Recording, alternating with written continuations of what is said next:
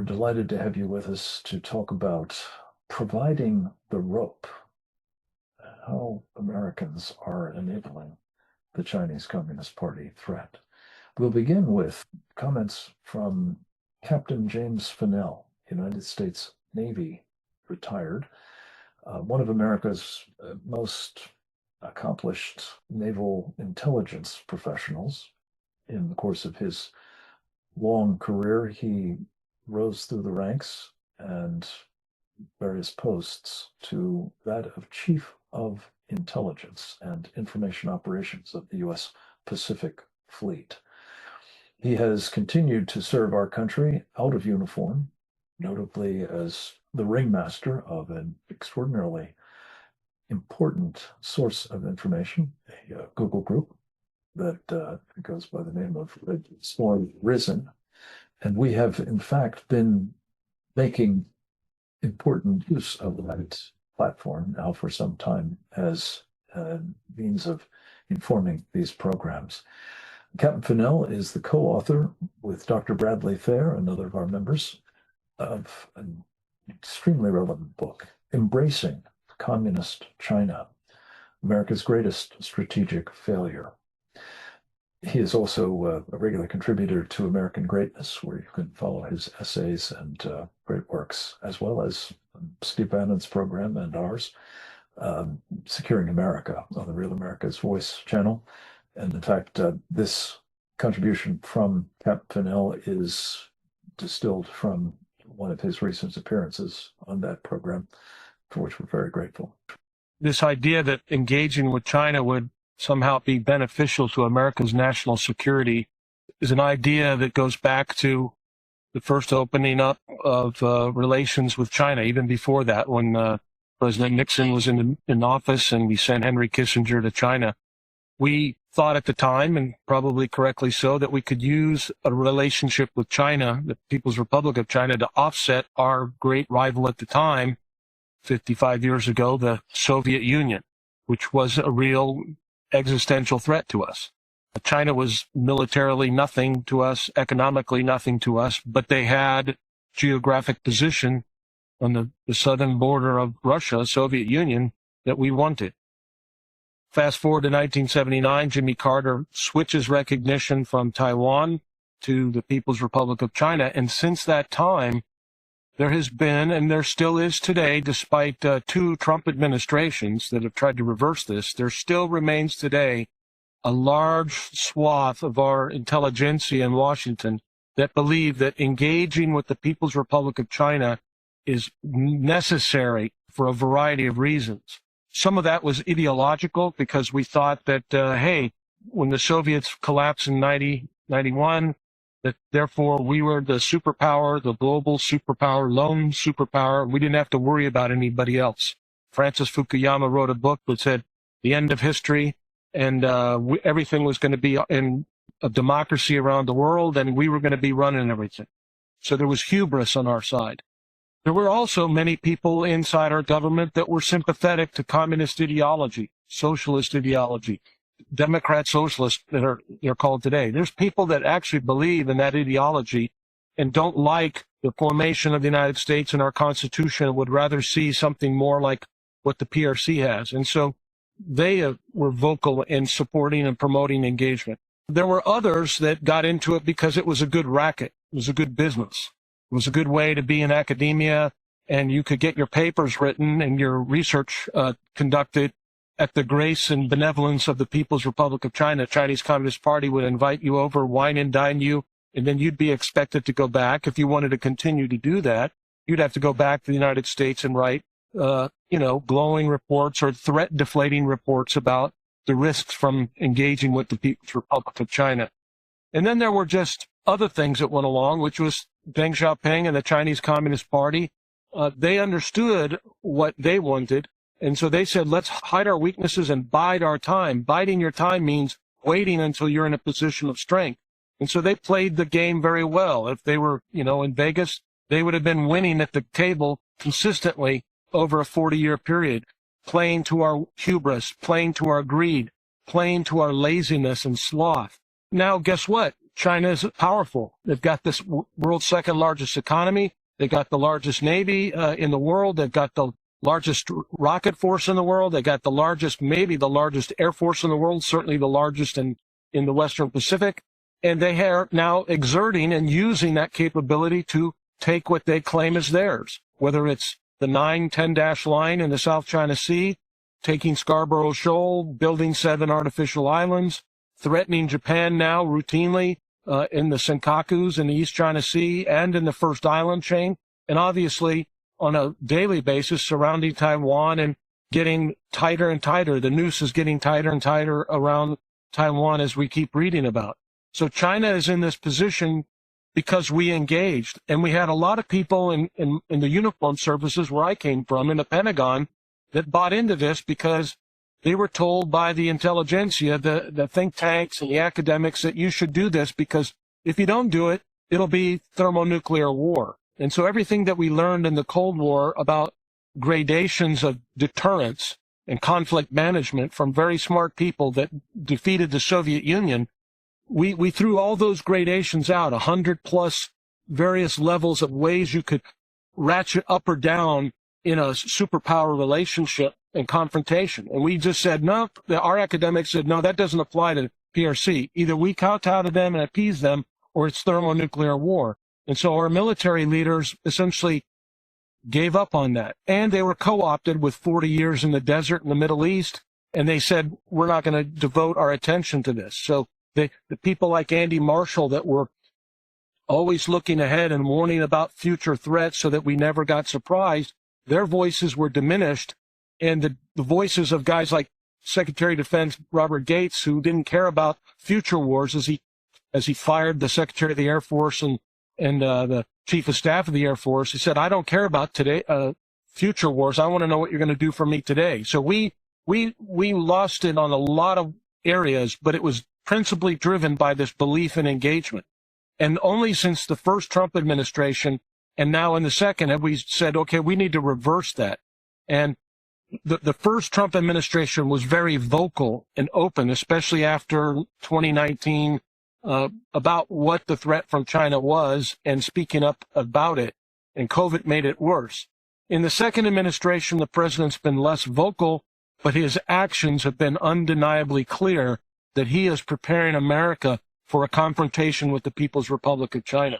But he's having to do that at the risk of having the engagers who are still, seeped into the sinews of our body politic, who are there that will take the president's current posture and use it as a justification. And they say, see, engagement, we got to engage. And so I think we're at risk for always having the engagers there, and we need to be on guard against that. And we should be speaking out and saying, the president leads the nation and he can lead his element of it. But at the core, we cannot engage ideologically with the People's Republic of China and the Chinese Communist Party because they are anathema to what we are celebrating, especially now in this 250th anniversary of our nation and the remembering of what we fought for in the declaration that we issued to break from Great Britain and the King. And we should never allow ourselves to be subjugated to anyone, especially the Chinese Communist Party.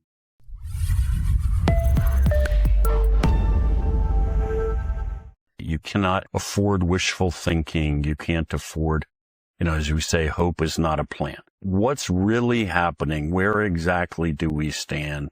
What is the danger and what do we do now?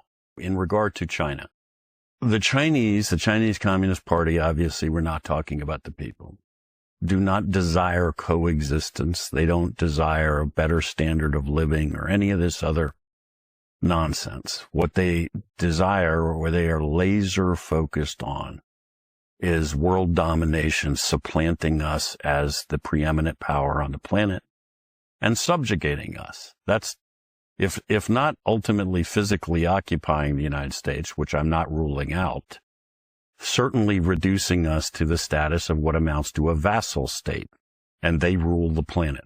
That's the reality. I'm sorry, that's uncomfortable for a lot of people, and the consequences of saying that are profound. And so maybe folks just would rather dance around the issue. But again, that doesn't help anything. So this is precisely the situation we faced with the Soviet Union, right? These guys did not want to get along. They didn't want to be like us. They didn't want to become friends. They wanted to dominate the planet, and they were well on their way to doing it. And they were had built this massive military machine. We had the common sense to understand that when you're face to face with an adversary that wishes to kill you and destroy you and is every day building a bigger and bigger machine to do that you don't help him. So we didn't send money to invest in the Soviet Union. We didn't build factories in the Soviet Union when they couldn't design a tank that was much better than the ones they had in World War II. We didn't go over there and let them get our tech so they could make this better and compete with it. We maintain that laser focus. And I know you were part of this, right? This effort that ultimately culminates under Ronald Reagan and destroys the Soviet Union. But at various points under various presidents, we bobbed and weaved a little bit, whatever, but we largely maintained course on that from the end of World War II. Our approach to dealing with the communist Chinese is fundamentally different and absolutely, completely self-destructive at its core, right? We are not just not stopping them. It's not just that we're not building enough ships and tanks, which is all true, by the way. We're actually sending them all of the money to build this military machine. And we're actually not just letting them steal technology from us, but we're letting some of our biggest, the companies that produce our most advanced tech are operating in China. So we're giving them the money, we're giving them the tech, we're effectively handing them the rope with which to hang us and destroy us. And periodically we push back a little bit on this or that and impose some sanctions and express displeasure. What we don't ever do is just bite the bullet and say, look, this whole relationship has to fundamentally change.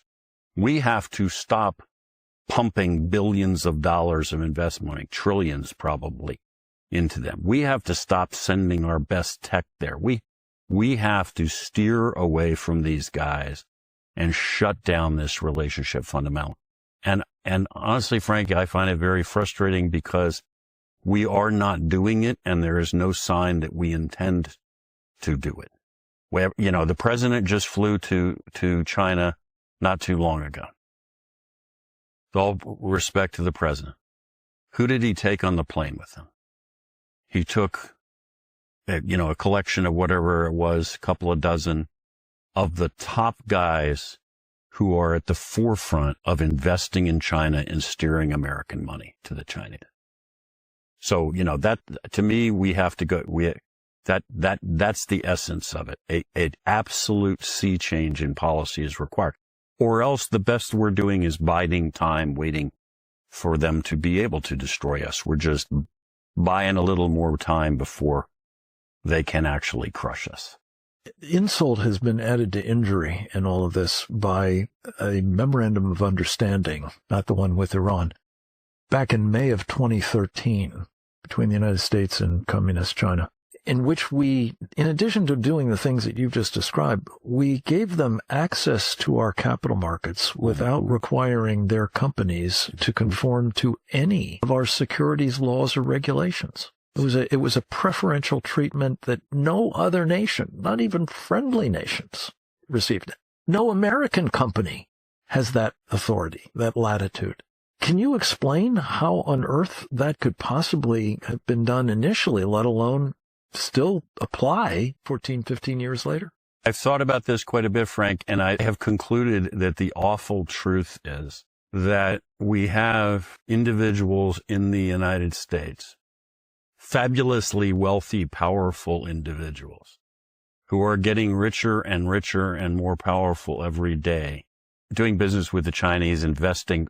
Climbing in bed with the CCP has made some very powerful men, incredibly powerful and rich. And when it really comes down to it, and this is sickening to me, that matters more to them than the survival of our country and the welfare of our citizens. We're not going to change course if these guys can help it, because they're getting filthy rich and they're still going to get even richer. And whatever ultimately it leads to the destruction of the United States as we know it, and that apparently is not particularly relevant to them.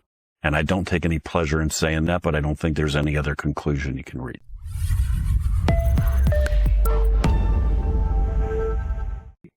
Well, glad to be here today. Many years ago, I used to do sort of research or due diligence, as so it's called, for a prominent financial institution. And often we would discover that, say, a company had just substantial organized crime ties. These weren't really obvious sort of public scrutiny or superficial scrutiny. And we would get detailed information, and we would then report it that, look, say, you really shouldn't do business with these people because of this, or this, and always really bad. And the answer you'd often hear was, well, are they on the OFAC list? Have they ever been charged with anything? Have they ever been caught? And usually they're not, because if you're good at this stuff, if you're sort of on the other side of the legal divide, you're not going to get caught. And most companies are not on the OFAC list. And these were all excuses, really, rationalizations to be able to do business and make money. Because that's how you make money for a financial firm. You get a bonus based on the deals you complete. And nobody was all that interested some of the times, and we usually won far more often than we didn't. But there are many people who would try to rationalize whatever it was we were finding and use those excuses that, well, they've not done anything illegal, they've not been caught, they're not on any official list, despite the evidence that they were actually very problematic companies. And I'm reminded of all of this in recent times with the Chinese battery company CATL, C-A-T-L. It's the biggest battery maker in the world. It's been put on a U.S. Department of War sanctions list, and it clearly has ties to the Chinese military. And yet, in recent times, J.P. Morgan and Bank of America have helped it to raise money in an IPO in Hong Kong. And you hear some very similar explanations or excuses for it, why this isn't a problem, even though CATL is tied to the People's Liberation Army that seeks to kill Americans. And you hear the answers, well, it's not against the law. You'll hear things like, well, yes, it may be on the War Department list, but that doesn't mean private companies can't do business with it in private sector transactions. The War Department list only applies to government procurement, War Department procurement. And the other excuse you hear all the time, and I used to hear it all the time, was, well, everyone else is doing business with them, and other American companies do business with them, so it must be okay. And this is what you're hearing. And you hear, say, the chairman of J.P. Morgan very sanctimoniously say publicly, well, if it was wrong, we wouldn't do it. And then he brings to mind Eddie Haskell on the old Leave It to Beaver cartoon, saying, well, if it's wrong, we wouldn't do it, I tell you, but we're going to make a ton of money doing this. And since it's not against the law, we're going to do it. And thus CATL raised a ton of money from thanks to U.S. companies. And that gives them access to capital, foreign currency as well. That it is essential for these kind of companies, for every Chinese company, but also it gives them a degree of credibility here. Additionally, Ford, one of the great American automakers that made B-17s in World War II at industrial scale, also is doing heavy business with CATL, has moved heaven and earth to get local and federal approval to be allowed to build what is effectively a cattle factory up in the Midwest. So this it's an age-old thing, and it's that smell of money that'll make a certain type of Westerner sort of contort himself into a pretzel that we've seen forever. And this is nothing. So this is nothing new, but you're seeing it with Chinese companies that have ties to the Chinese military, and that's something that's going to take Washington some effort to crack down on it. And there's the so-called 1260H list.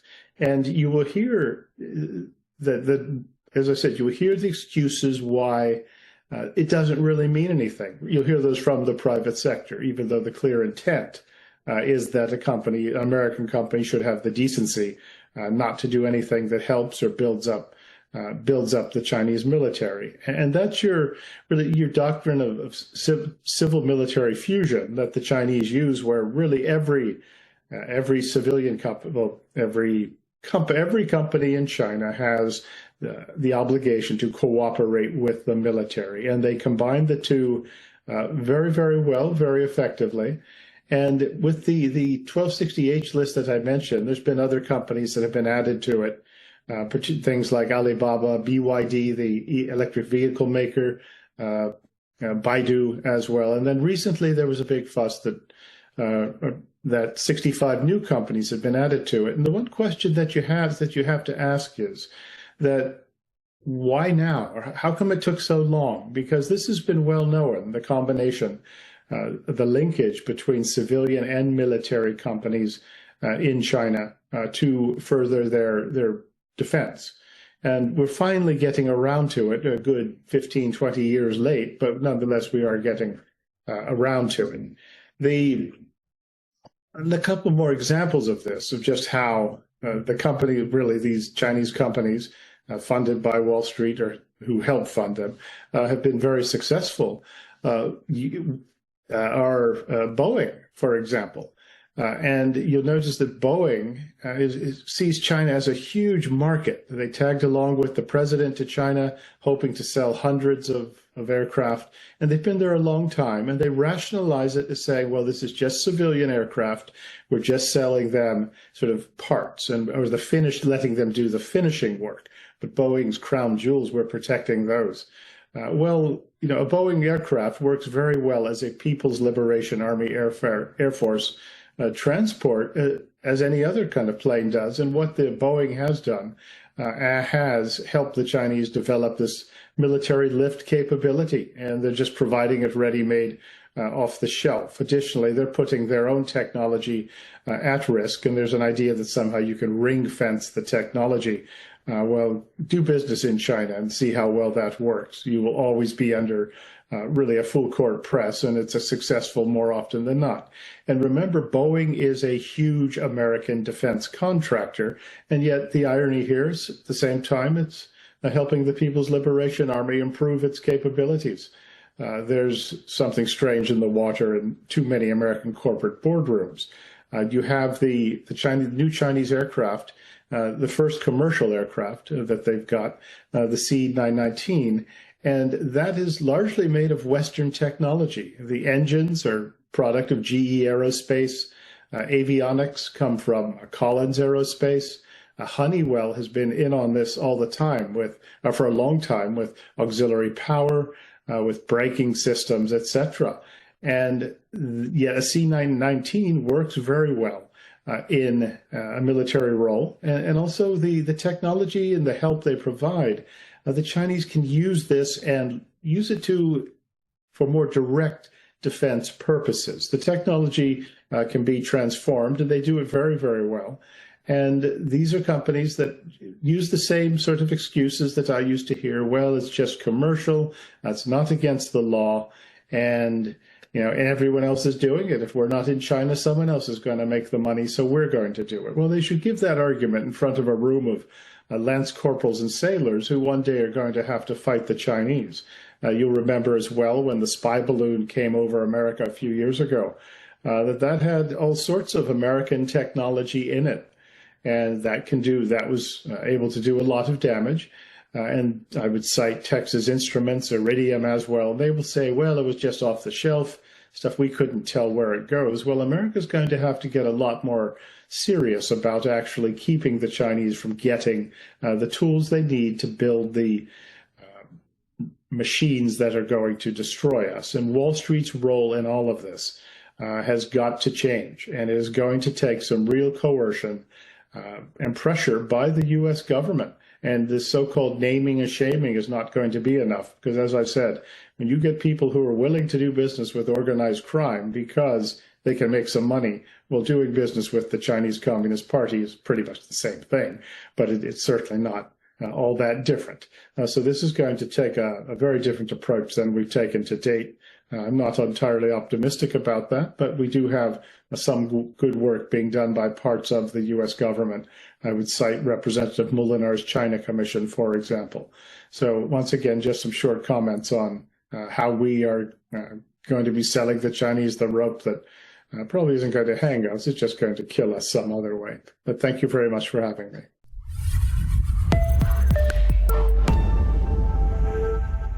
Well, thank you, Frank. Great to be with you. We're on the eve, practically speaking, of the 4th of July, our 250th anniversary. And so I've been thinking, as with a lot of my Claremont colleagues, on what the American founders would have thought of the crises we're in today. We have a number of these crises here in the United States: illegal immigration, a government that seems unchecked by the Constitution, and so many other things on a cultural or a more, in a way, civilizational basis, just when it comes to the American civilization, things that cause us crises here at home. And so I've been thinking about what would the founders have thought about this problem with the Communist Chinese Party that we find ourselves in today. I think they would not have been surprised by this, frankly, that we would be in this predicament that Captain Fennell and Sam and Grant just outlined, that there would always be these people who would, just for money, do whatever they could to make money. And that, in a way, is not surprising. That's human nature to make money. But then we also have this example of the American founding. We're about to celebrate our 250th anniversary here, 250th anniversary of the Declaration. And when that Declaration was signed, not everybody, as we know, was for it. There was probably 30% of the country that were openly in favor of independence. And there was probably 30 that were pretty, maybe somewhat supportive, but, kind of neutral on the question.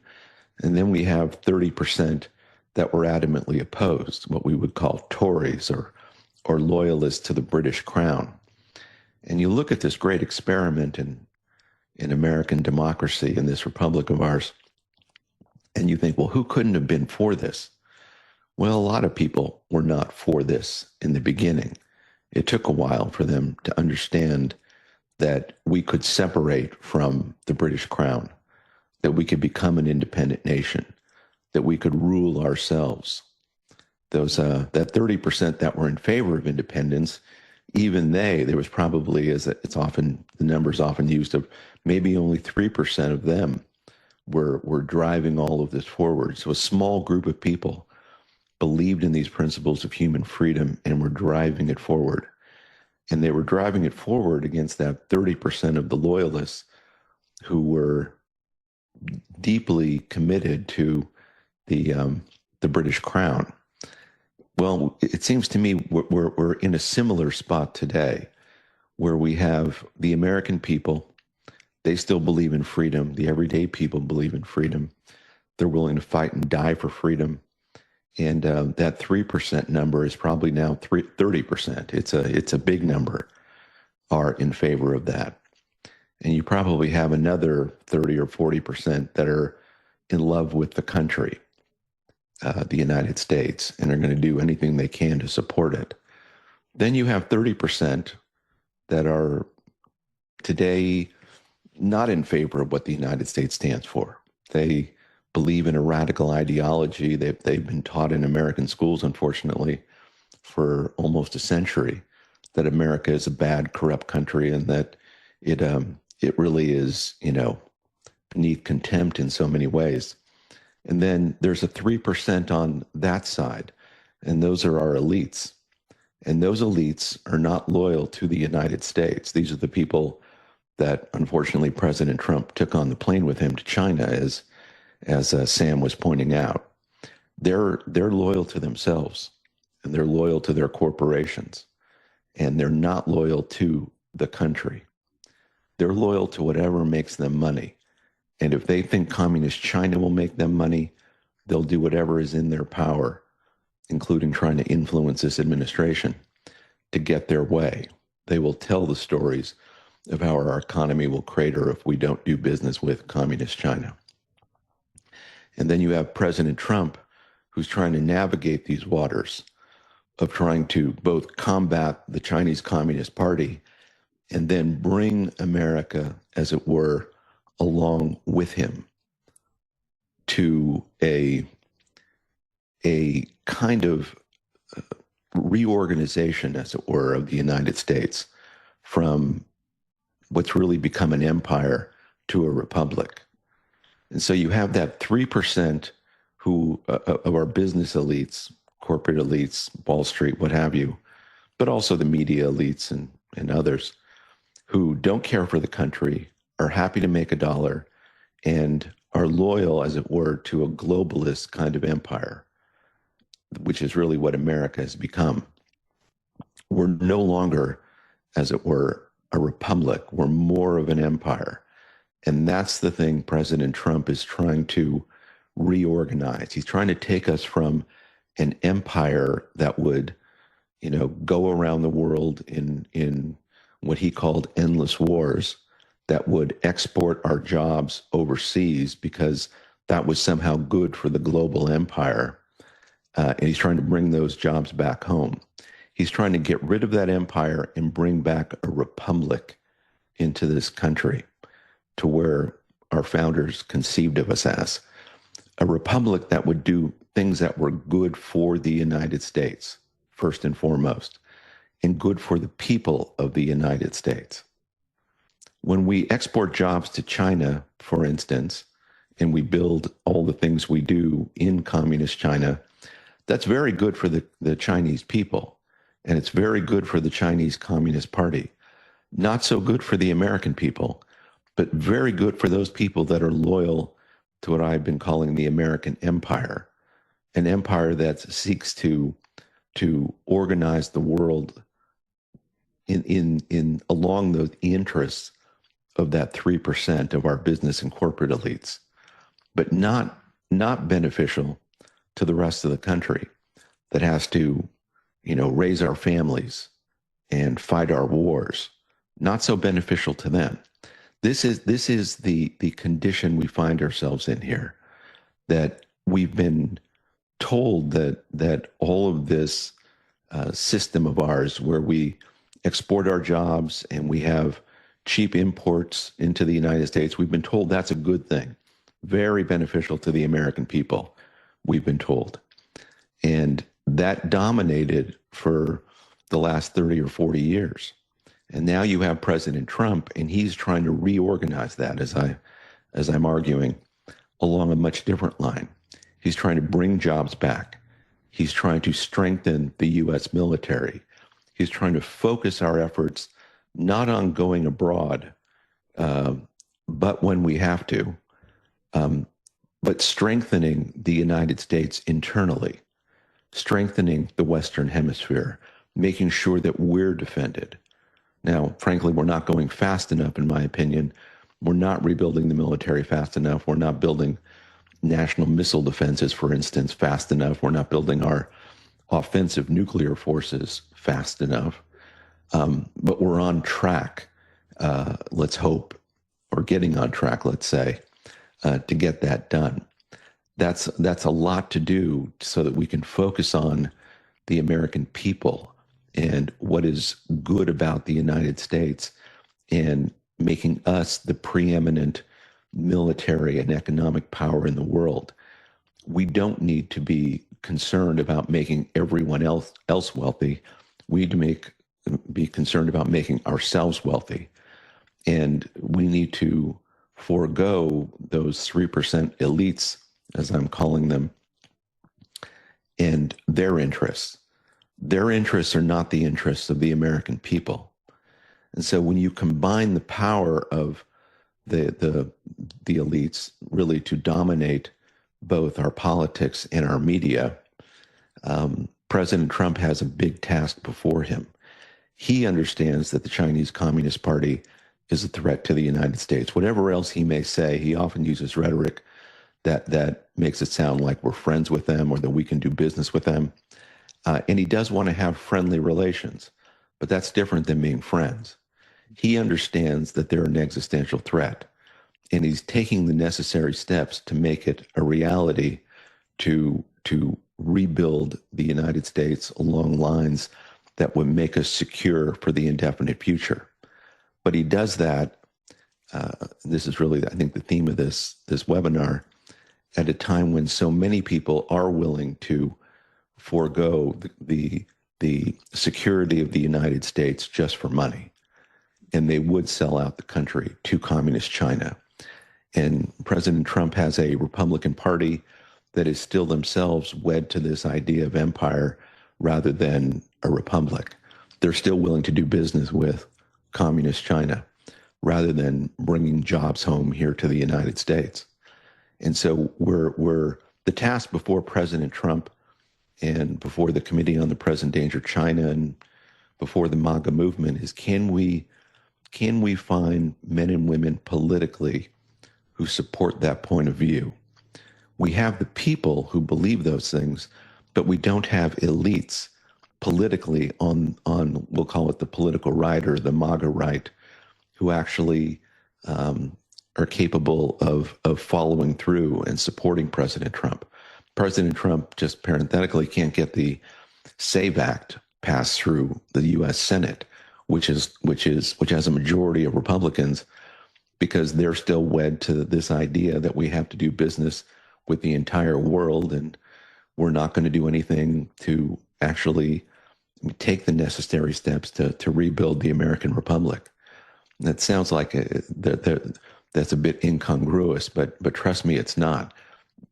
John Thune and the Republicans do not believe in the kind of arguments we're making here today about the threat from communist China and the need to strengthen America.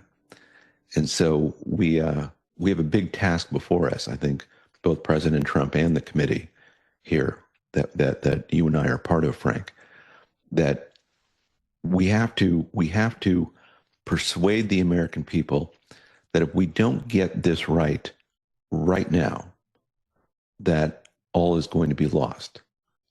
The same way that the George Washington and the American founders had to persuade their countrymen at the time that if they didn't separate from England, that they were not going to be able to develop here in North America the way they wanted. They were not going to be free people deciding for themselves how they're going to govern themselves. We're in that exact same spot. Right now, we are suffering a long train of abuses from the U.S. government that is not defending the United States, that is not making sure that our military is the absolute best in the world, that we're not exporting abroad the technology and intellectual property of the American people that they have developed in order to make other countries rich. We have to stop that and make sure that we're focusing on what makes us wealthy. And we only want that wealth so that the American people enjoy prosperity and security, and that they're capable of defending themselves against all enemies, foreign and domestic. I think the crisis we're facing today, and it's highlighted by this inability to understand the threat from the Chinese Communist Party, is every bit as serious as any that has faced the country. Perhaps more so because the stakes are even greater today. And we have an enemy in communist China that is extremely powerful, that is extremely wealthy in their own way. I mean, a lot of people talk about how they're, ready to collapse, and I pray they do collapse. But we have to count on that they're powerful and wealthy and capable, and they do seem very hardworking and very determined. And whatever problems they may have, they're very good at solving those problems, and they play the long game. And they can wait out President Trump if they have to, because they think over time that the American elites that I've described, that 3% who are part of our business and media complex, that they're ultimately going to be on the side of communist China. And it's our job to prove them wrong, to actually explain to the American people that their freedom requires that they take on the Chinese Communist Party, to understand the threat from the Chinese Communist Party. And they need not make war against them, but they need to have a military that is second to none and that deters the Chinese Communist Party, and an economy that is built around the wealth and prosperity of the American people as a whole, first and foremost, not just that 3%. And so on this eve of the 4th of July, Frank, I think it's important for Americans to understand that. And I look forward to working with you in the future to make sure that all Americans appreciate that. So thank you, Frank.